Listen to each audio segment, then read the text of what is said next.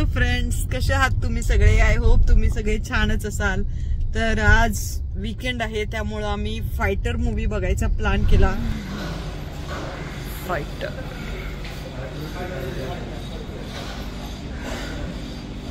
Delivery boy तो हा पण येणार आहे, श्रीदेवी प्रसन्न.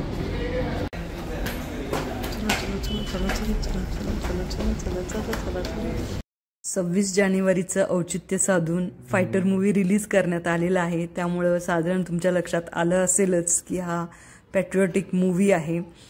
तर 2D आणि 3D असे ऑप्शन या मूवीमध्ये अवेलेबल आहेत आणि आम्ही 3D चूज केलं. त्यामुळं काही मध्ये शॉर्ट तुम्हाला ब्लर दिसतील. मेन भूमिकेमध्ये आहे ऋतिक रोशन, दीपिका पदुकोण आहे, त्यानंतर अनिल कपूर सुद्धा आहे आणि बाकीची कास्ट जर तुम्ही विचारली तर अक्षय ओबेरॉय आहे, करण सिंग ग्रोवर आहे, तलत अजीज आहे आणि विलनच्या भूमिकेमध्ये आहे अजर अख्तर.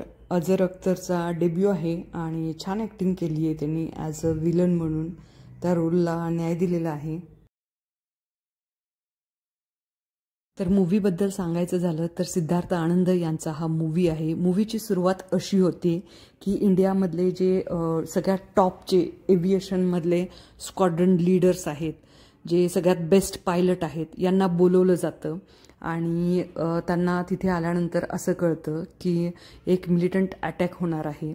मग त्याच्यामध्ये एक पुलवामासारखा अटॅक पण दाखवलेला आहे मूवीमध्ये.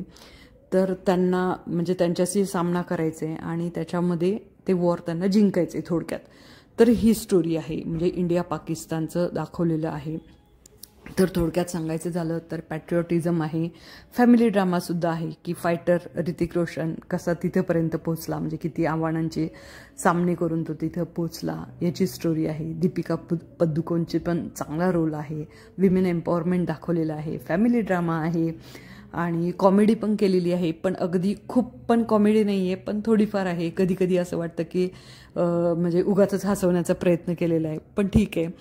आणि सगळ्यात महत्त्वाचं जी गोष्ट मला आवडली ती म्हणजे VFX. अतिशय उत्तम आणि अप्रतिम असं VFX आहे. जे स्कायमधलं जे वॉर दाखवलेलं आहे ते खरंच खूप छान वाटतं बघायला.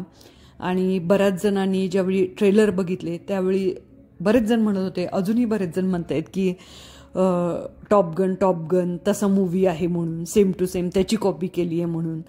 पण अगदी थोडासा पार्ट आहे.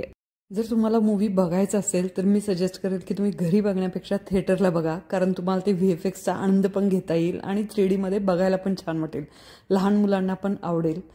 तर ट्राय करू शकता तुम्ही. वन टाइम वॉच तरी ॲटलिस्ट आहे. स्टोरी पण आहे, त्यामुळे तुम्ही बघू शकता. इमोशन्स आहेत.